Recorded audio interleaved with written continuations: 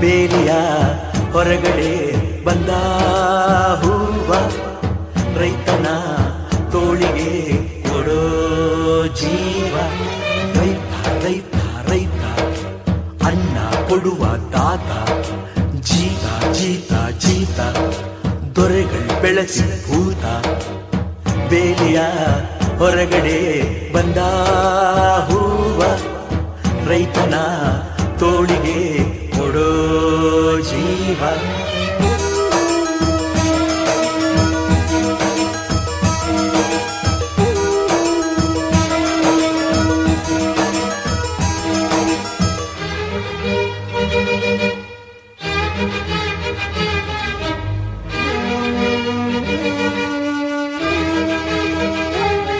ಜಗದ ಸೃಷ್ಟಿಯಲ್ಲಿ ಎಲ್ಲೋ ಲೋಪವುಂಟು, ಸುಖವ